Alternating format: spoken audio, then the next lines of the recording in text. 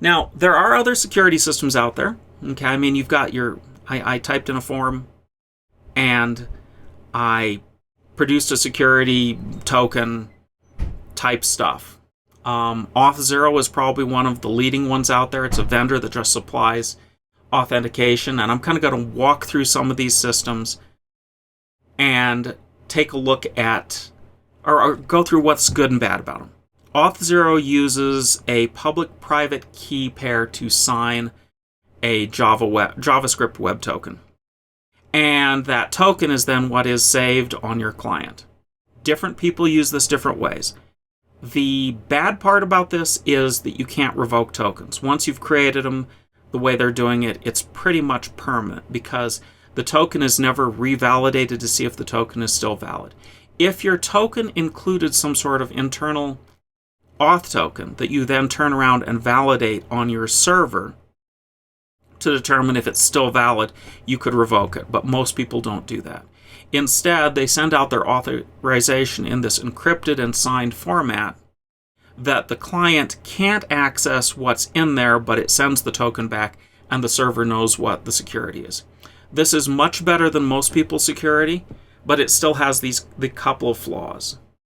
There are passwordless login systems. These really work well. And SRP6A, I'm going to mention that towards the end as a solution to a lot of these. The nice thing about these passwordless login systems is the server never sees the password, and consequently, it can't leak something it's never seen. There's another kind of passwordless login system that they think that they can do something where they generate, based on what site you're logging in and your username, a password that they will supply. But any of these algorithms have tremendous weaknesses to somebody cracking their system for generation and being able to access all the systems that you've ever logged into. And most of us log into a pretty well-known set of systems like Gmail or Yahoo Mail or Outlook. So being able to find your email address and then access your account because you're using a passwordless of that kind system is generally not that good an idea. So watch out for those. There are password managers that claim to do it. I have yet to see one that actually works. Biometrics.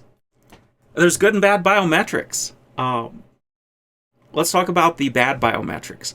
Things like fingerprints.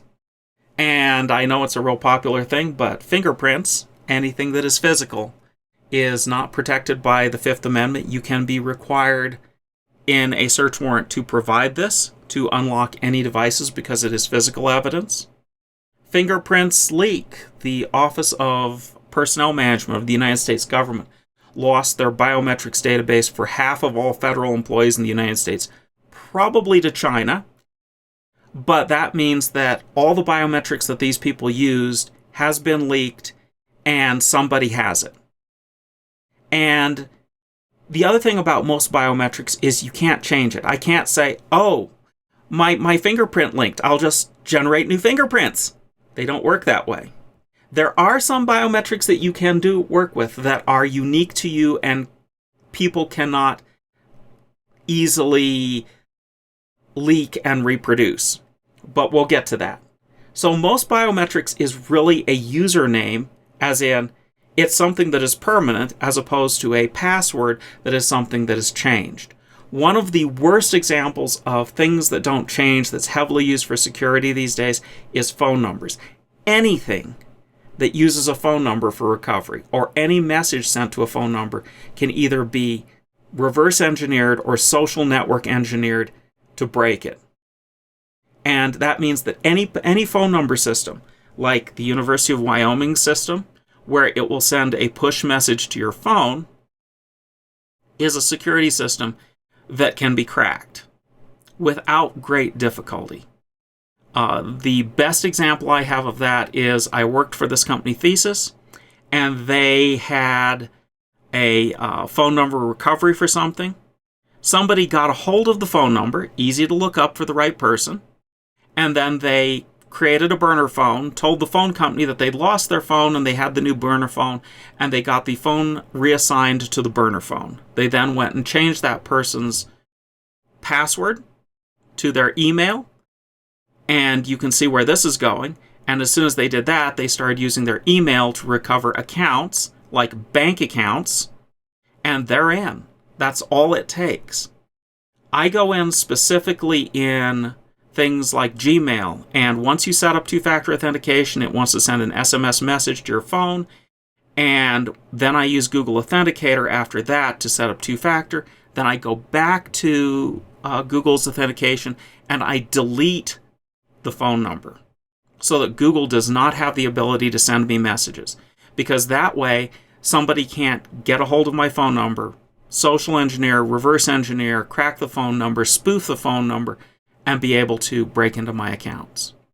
There are services that I really like that I'll only use for low security stuff, like Backblaze is this great backup solution that only charges you $6 a month for unlimited backups, and it has two-factor authentication, but it requires a phone number. And as long as they're requiring a phone number, I'll only back up stuff to them that is encrypted, because I know that phone numbers are not secure.